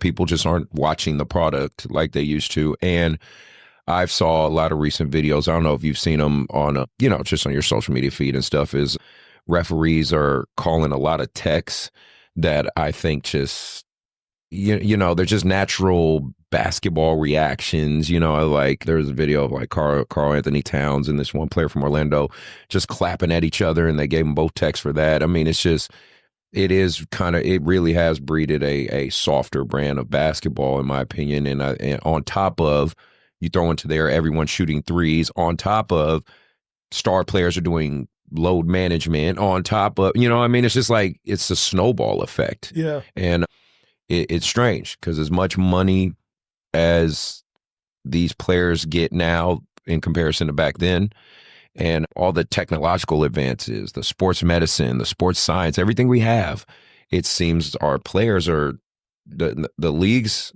less entertaining. The players are less gritty. You definitely see in comments section all the time, they're like, NBA players are too buddy-buddy. They don't care if they lose because it's all about just shaking hands and everybody being cool. And I understand to a degree why it's like that, because a lot of these guys play against each other in AAU for years. Yeah. So they see each other all the time for years and years. I get that. But I think a combination of that is starting to turn off a lot of the fan base. So I'm just curious, you watching it or watching any of it, if you have a perspective on that. Yeah, I mean, I think the NBA is a business, and what you can't lose is the product. Yeah. So what the NBA is fighting against, what they have to fix, is what America is fighting against all the time. Black and brown people, man, we're the core of the culture. Mm-hmm. Everything that we do, we dictate how the world moves, period. We're the only people on earth that can flip a Nike swoosh and take a global brand to another level because we touched it. Yeah. We're the only people that could beat on a lunch table, create something that the world sings. Yeah. We are those people. We are it. So now when you start talking about the NBA, that's our game. Now we don't own no teams. That's something we got to deal with ourselves. We're not in the ownership level at all. We got to fix that. But when you talk about dreads flying, ball heads dunking, tongues wagging, shoes on the court, band shoes, low black socks, that's us, bro. Yeah. So at the end of the day, when you the NBA and you're trying to say, "Oh no, we're not that. We're a foreign league now." No, bro, then you're gonna lose the essence of what. Remember, every country watches us. Yeah. Yeah. So if you ask Luka in high school, who do you like? He would have said LeBron. Yeah. He would have said Iverson. Yeah. If you ask Giannis when he was in Greece, when he was 15 years old, who does he like? He would have named a cultural black basketball player in the hood. Yeah. So now what you're doing is you're taking that away and you're putting in these other guys that don't have the dog in them, don't have the energy in them, right? Then you're alienating the Ja Morant because he makes one mistake, but he's your ratings. Yeah. You're alienating the Draymond. He's your ratings. This is an expression from us. When you dunk on someone, you cannot control how you feel. It's why the NBA is the NBA. It's when Scottie Pippen dunked on Ewing and stepped over him that we go, oh. People want that raw emotion. It's when Michael Jordan dunked on Mutombo and did the thing. Bro, this is what the league is. So now you cannot mute us and you cannot change it. And the minute that you try to go away from what the core cultural values of the game is, it's going to fail. Yeah. The minute that you go find 25 of the same body types that do the same in and out dribble, that shoot the same three, then you've lost the uniqueness of the NBA. Mm-hmm. Charles Barkley, 6'5", 270, Power rumbling forward. down the court, dunking it. Larry Johnson, gold tooth, dunking the ball, grandmama screaming, right? Allen Iverson, 6 feet, soaking wet, 150 pounds, crossing you. That's the game. Yeah. That's the game. And they've forgotten that. Now you got all these guys in the G League that really could play, that can't get a shot in the league because they're not 6'6" and 200 pounds. Yeah, because they're not the Wemby. No, bro. Prototype and now body you think now. about this. I just told him, is Wemby an anomaly? Oh, absolutely. Yeah. But if Wemby was from Chicago, Wemby would be the MVP of the NBA right now because he would be what Kevin Garnett was. Yeah. The fact that you 7'7" and you not dunking on everybody every night. No, right. The fact that you shoot threes. You shooting half-court jump shots? Who wants to see that, bro? We coming there to see now the girls' game is more exciting than the men. Yeah, because guess what? They've tapped into the culture that I'm talking about. Yeah. Juju is phenomenal. Caitlin Clark pulling threes on your head. Yeah. Right? Like, now we're into a world where Angel Reese, she backing you down. She's screaming. Yeah. She look good. She bodying. Asia Thompson, all right, of them. Yeah. now they're doing what the NBA was doing. Yeah. So, they got to fix it, man. And they got to fix it fast. But that's why I'm making no. Like, when he gets to the league, because he going to get there.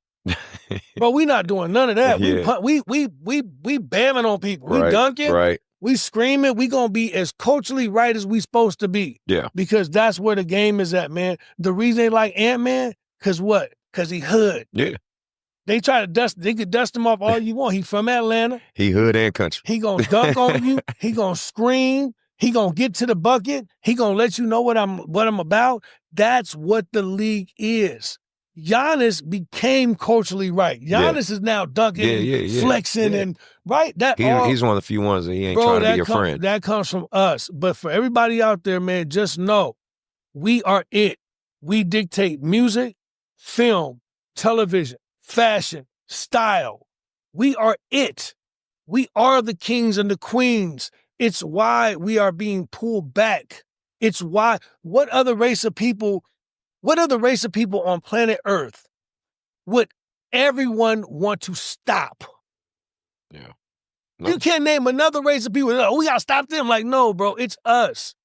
We've been oppressed for 1,000 years. We've been redlining. You can't live a certain place. Can't buy property. Can't work together. Let's separate them. We're the only people. Why? Because we are powerful people, man.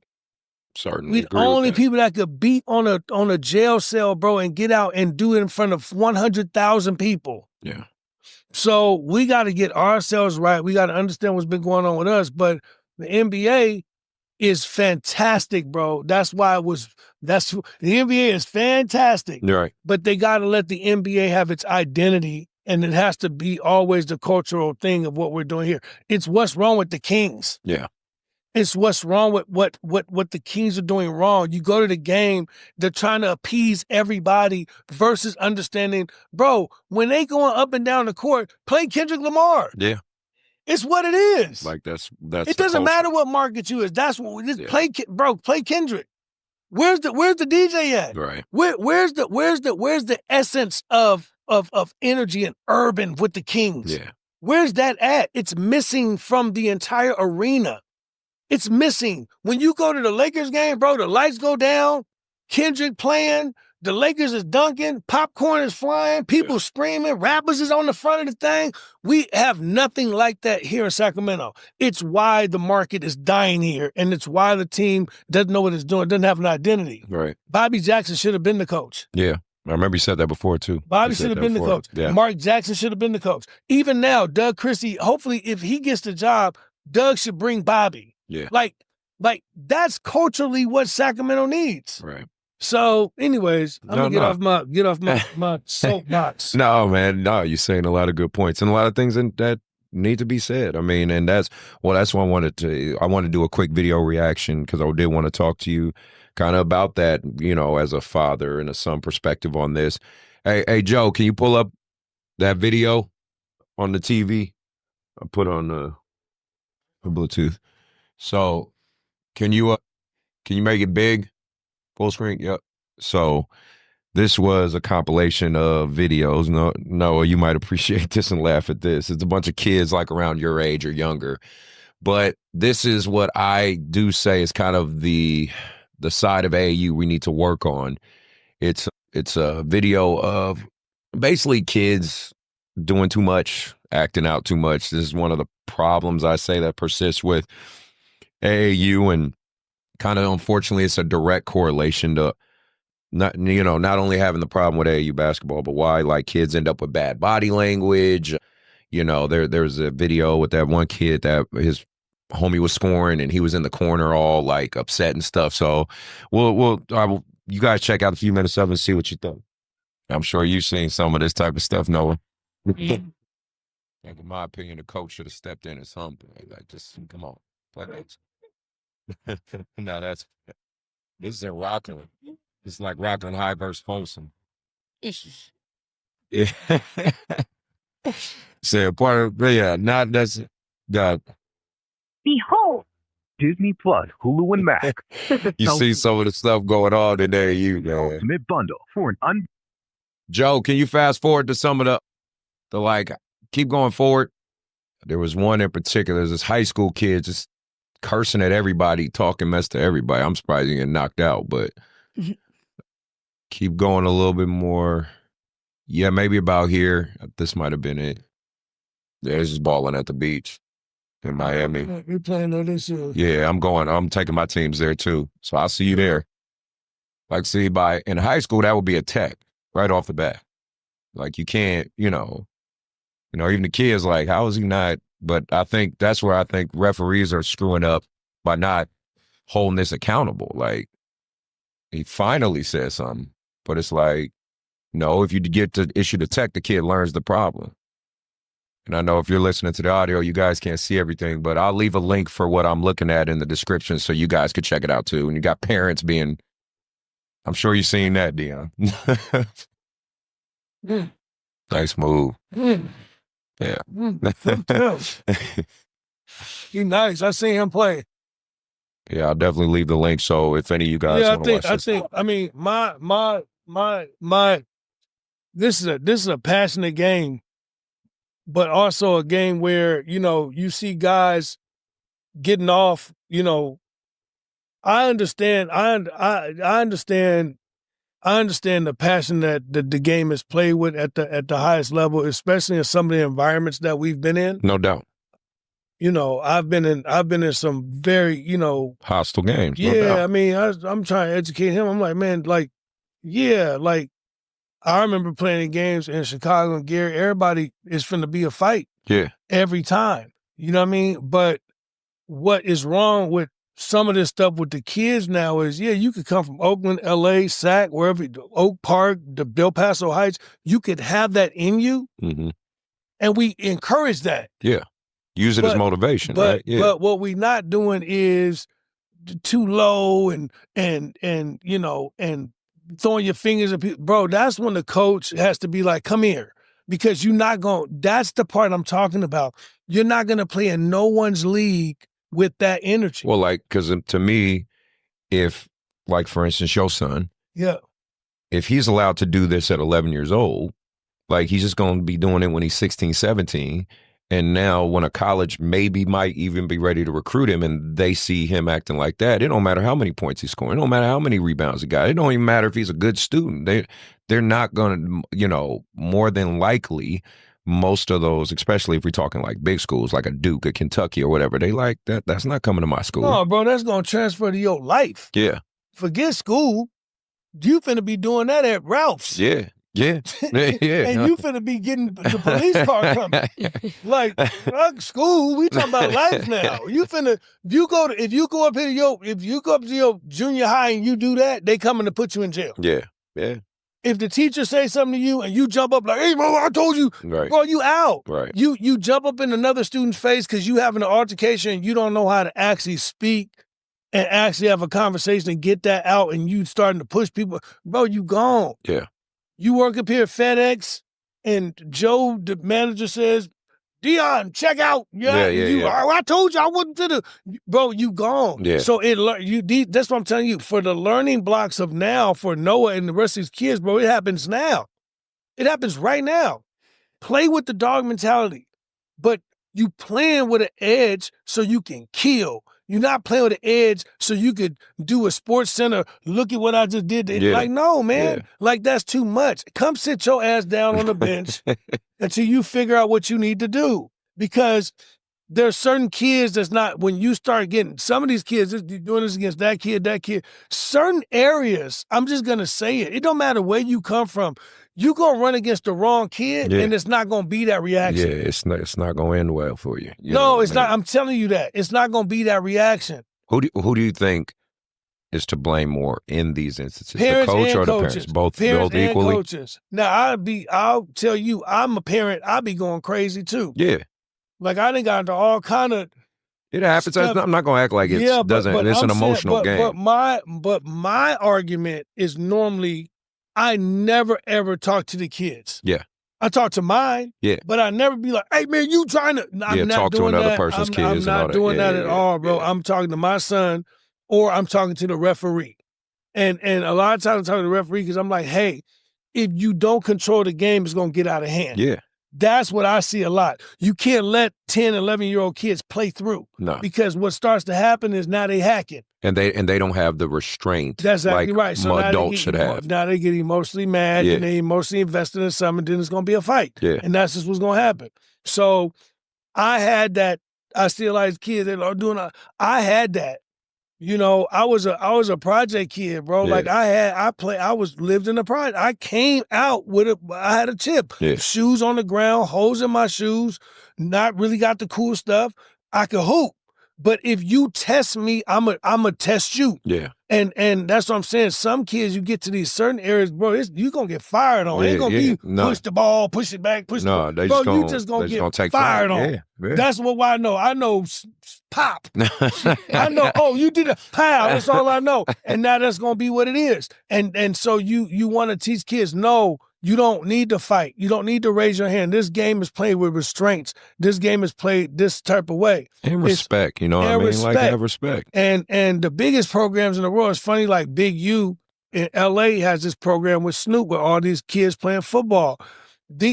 When you see the kids, you're like, yo, okay, you know where they come from. You know the energy. But the fact that they're educating them on how to play the game, how to be presentable, how to put their clothes on, how to speak, how to run through a wall. But then when you get over here, how to do, that's what I'm doing mine now. 11 years old, sitting on the podcast, 11 years old, doing a commercial. I'm like, bro, let me show you what the world looks like. Yeah. Now you can have that, but now you need to be educated on how this stuff works. So this right here, you need to clean it up.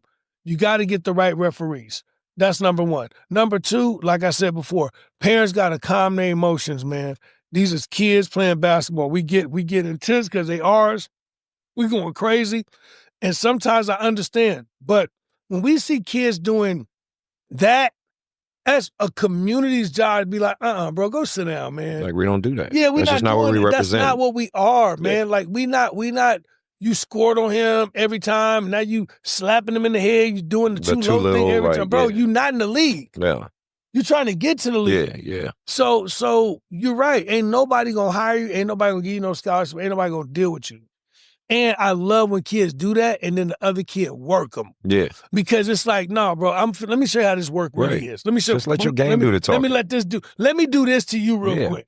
And I even express it because I did a quick segment on this. Like I said, trash talk's a part of the game. It's a game within a game. Like I'm fine with the kids trash talking a little bit because they do got to learn a little bit of that, and that helps with the mental toughness. But again, I just think there's a line that we as adults know when it's crossed. That's all crossing line. And that's where I'm like, you seen the other kid? He just started getting busy on it. Yeah. He's just like he's like, okay, let me show you something because now that's the next level. Yeah. When you start doing all that.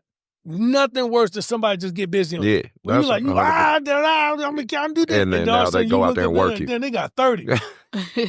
God, dog. For when you see that, right? Like you look at that video and like I said, that's your generation. Some of those kids are your age, right? And you see that, obviously looking at a YouTube video, it's kind of funny. There's no doubt about that. Looking at these kids act this way and it's like, okay, that's hilarious, right? But, do you think that's appropriate or do you think that's right? Or do you, like when you see that, what's your reaction? I think it's okay to, like you said, get a little bit into that trash talk, a little bit into that, especially if it's like a heated game, right? Yeah, and that's a part of the game. We're not taking that away. But sometimes it's too much, right? Especially if you're beating the team bad. And then you start doing all the flexing and like the 3-point, arrow and all that. Have you seen teams like? Do you think it's appropriate? Like, let's say because you got a really good team, you blowing a team out by 30. Do you think it's okay if your team is out there trying like taunting or doing any of that? Do you think that's okay? Yeah, of course not. And I mean that's pretty common sense. But like I said, you kind of represent the youth side for me right now.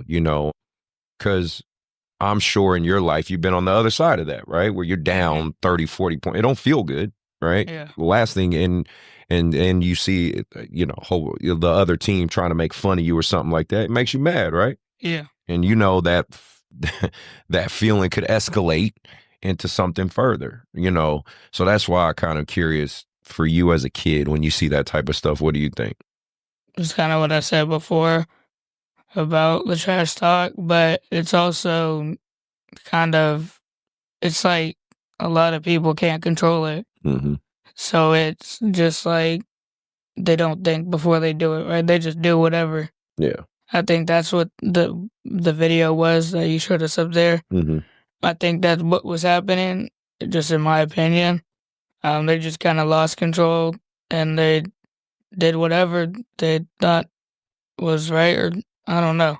Okay. No, you're right. Like, do you think sometimes kids follow too much of the, like what everybody else is doing and stuff like that? You think that's part of it? I've seen a few teams that are like, they wear the player number, they do the same moves or celebrate or whatever, and they like act like the player.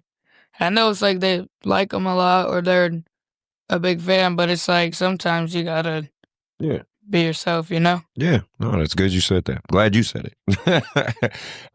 So, and one last thing before we close out of here, but the big talk right now, one of the other talking points in conversations, and especially, like I say, you being a dad with your son in youth basketball, is there's now this huge comparison, and rightfully so, because you do got to acknowledge for it to a degree, is the overseas development of basketball, of youth basketball, in comparison to us in the States and our youth basketball. It's become a pretty hot topic debate because you got the Lukas, the Jokers, the Wembanyama's, the Antetokounmpo, they're in the NBA and they're doing well. And, the youth practices, they definitely emphasize more practice than games. They're huge on stressing the fundamentals more than the flashy stuff, right? And that's becoming a huge debate, like saying, is the overseas model of youth development superior to the U.S. model? And of course, like me personally, because, we're talking about it, my side of it is U.S. still is the superior players, especially because we have a big pool of players. It's for like 400 million people in the U.S., right? You go to Australia, there's like 7 million, right? So our pool is vastly bigger. And I still think we have some of the best natural born athletes. You know what I mean? We just have such a huge diversity in our athletic abilities. Like, you know, oftentimes like Anthony Edwards could have been an NFL player or, you know, an NBA player, right? But I do partly agree that some of the developmental practices in these European countries is superior to ours. Like the fact that they practice 4 or 5 days a week, that they only play 1 or 2 games in the entire weekend, like that they, you know, youth athletes can play professional faster, right? Luka was playing pro at age 14. The fact that they primarily don't reclass, they actually play your kid up. If they're really, really good, they say, okay, you killing these 10-year-olds, we're going to put you against 12-years. Oh, you're killing these 12-year-olds? Okay, they put you until it's too challenging for you, or at least to where now you have to work, right? Some of those models, I think, are better than what we do here in the States. I'm just curious on your outlook or your thoughts on any of that stuff. No, I agree. I mean, you can't replace us. Yeah. But yeah, I mean, they're learning the key word, how to play basketball at an early age and fundamentally how to win games. Yes. It's why the U.S. had to have one of the most greatest shooters of all time. That Olympic team have was the greatest Olympic game ever to beat Serbia. Like, you toss that Serbian team in the NBA, they actually probably would be like top 5 you know what I mean? Like that actual Serbian team. To play basketball. Yeah. So yeah, we're decreasing in fundamentals and learning how to play the game. They're increasing on athletic ability, and they're already getting the skill sets. Mm-hmm. So yeah, we got to fix that. Last year, we spent the last couple months of the year in Africa. Noah, myself, our family, we went over there, and that's amazing. I remember you talked about that. Yeah, and got to just kind of be over there for a minute, man, and get the vibe. I mean, the basketball is picking up over there. Yeah. Boris Kojo, one of my really good friends, his son, Nico Kojo, is playing in Germany on the national team right now. Instead of going to high school, he's doing that. Yeah. And I think that's going to be the new wave, which is Nico will probably end up getting drafted before a lot of these players because he's learning how to play at the pro level now. Yes. He's experiencing culture in a different way. Yeah, he's a black kid, but he lives in Germany. Yeah. Right? And he's doing it completely different. And then he'll come around this other way that no one's thinking about. That's what I'm saying, well-roundedness. Can you shoot? Can you pass? Can you defend? Can you win? If somebody's open, are you swinging the ball? Yeah. Yeah. That's it, man. Like the rest of that stuff, now, if you're confident in who you are, you know you get a bucket whenever you want. But that game is transferable, man. So, yeah, that's why you're seeing more foreign players, less black players. Yeah. It's why the game is changing. And in the next 48, next 24 months, you're going to see the game at an all-time global high, which is now you have Korea, China, Africa, Lithuania, Spain, right? France. They're all at the highest level playing basketball. Mm-hmm. So now those opportunities for that little black boy ain't there no more because they're finding European players that could do a lot of the same things, but also better skilled. Yeah. So it's taken away from the Deon Taylors. It's taken away from the Ja Morants. It's taken away from the J.R. Riders, right? The ones that loved it, dunk it, play it every day, but didn't get the coach to be like, no, on a 2-on-1, here's where you go. Yeah, this is your reads. This is your looks, what I mean? Right? Like, yeah. Yeah, it's changing because that information is not transferable to us. Meanwhile, we're looking at these video clips of that. Yeah, I know. Kids at that age is playing pro overseas. Yeah. They're learning how to actually articulate. They're learning. And I would be very surprised to see videotapes. I mean, I haven't looked. Maybe I'll do that as another research topic of mine, but I don't see many tapes of overseas youth athletes acting like that. No, man. And so this year we're taking them to China. Oh, they're going to go over to China and they're going to go play because I want them to go see and learn what it looks like when you travel on a global stage, what you're representing, who are you, what are you as a person? And this is a big deal, man. So I said this game is about life. It's not about just, what you did. Did you work hard? Like you asked him some solid questions. How often are you working out? Yeah. Man, 1 or 2 hours. Wow, that's amazing. That is for because that's for sure. That's why you're jumping past everyone. Yep. is because you're doing that. You're not just sitting back being like, I'm going to get better. But yeah, that I believe that the game is going to a national level. Yeah. Everything is global. Yeah. Everything is now. And you got to realize Luka, Wemby, Giannis, guess what else? They had to learn a different language. Yeah. On top of everything else. And a different culture. So you sitting up here, it's like we were making the movie Black and Blue. And I'm talking to Tyrese. I'm like, Reese, man, Naomi Harris, bro, like, she going crazy in this scene. He's like, yeah, I gotta. Tyrese like, yeah, I'm gonna, she on it, huh? I'm like, yeah, she on it. But you had to think, like, man, Naomi is from the UK. She had to not only learn how to do an American accent, she had to learn how to be from New Orleans also, and do the and scene. learn the dialogue, and the dialect, and be a cop on top of you doing this movie. Yeah. So it lets you know who's studying more. So now when you see Daniel Kaluuya, now when you see all these different, see all these different actors, people are like, oh man, I really like Damson Idris, because people didn't even know the leading kid from Snowfall is from London. Yeah, you're right. You're right. He did that role. So they're studying while we're just taking it for granted. Yes. So now, can they ever had a culture like that? Like that heartbeat?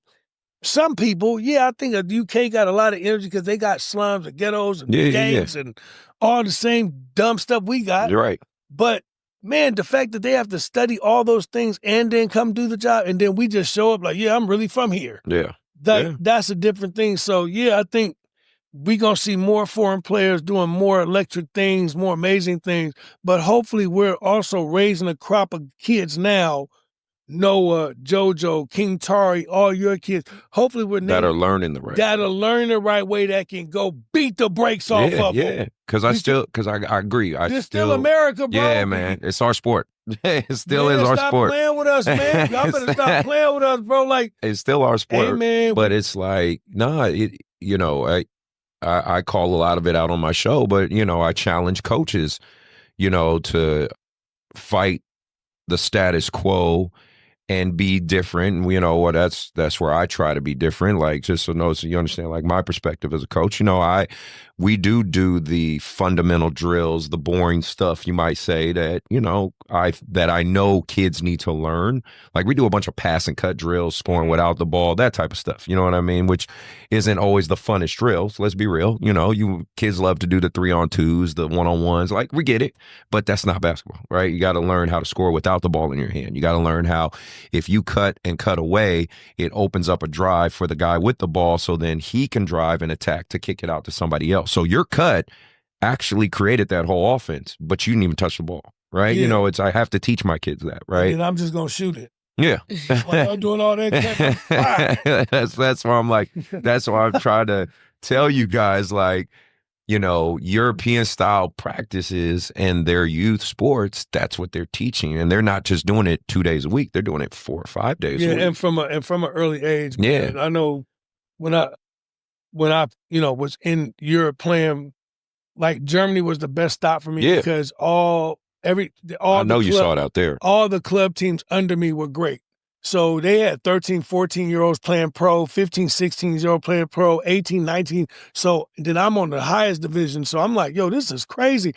And every now and again on one of our games, there would be a 15-year-old kid on the bench with me. And I'm like, what is he doing? And they're like, oh, he's here to learn. No, he's here to learn. He's going to get in the game. He's going to play in that environment. And that's how they're doing it. And then obviously, Dirk at the time when I was playing, Dirk was all of Germany. But they always learning how to come off that bench and play and put their leg up and all that good stuff. So anyways, all right, we got to roll. Oh, yeah, I know. You got to get out of here. So, but let me get my outro. Again, no, thanks for... like this when the music plays.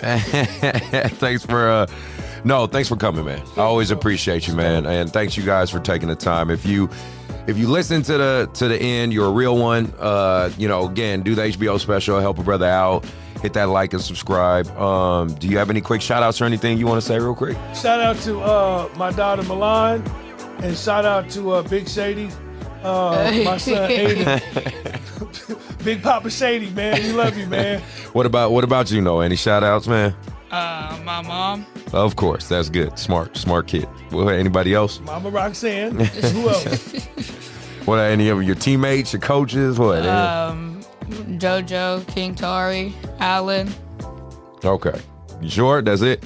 Chris, All right. Corey, Coach Marcus. I know, I'm just giving you a hard time, man. No, you did really good. No, you did, man. Like, again, it could be a little intimidating sitting here trying to talk and articulate, but you did really good. You did, man. And hopefully you look back at this when you're like 18, 19 and go, man, that was fun. And I do hope that it all works. Everything you want out of this game works out for you.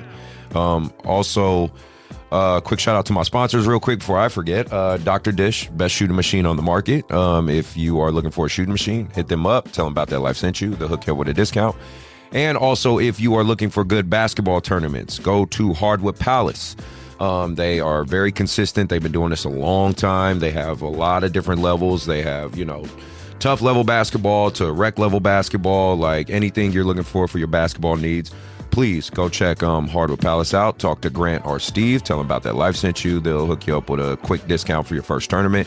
And outside of that, hopefully this is still helping you. Hopefully everybody is enjoying their holidays. Enjoy the new year. Step into 2025 positive with good vibes and praying for everybody out there and your basketball journey. Hit me up, DM me. If you got any questions, I do respond. I ain't no damn celebrity. I'm just a guy that talks on a mic. Thank you again for you guys coming through. Really appreciate it. And we are out. It's the freestyle session now? Yeah. Go ahead. Let's see what you got. I'm out of here. I'm out of here. I'm out of here. Your dad goofy, man. I know he look at it like, man, my dad damn embarrassing me, I'm out of here, man. We gone, man. All right, I got to roll. We got to go. I got to get this car to this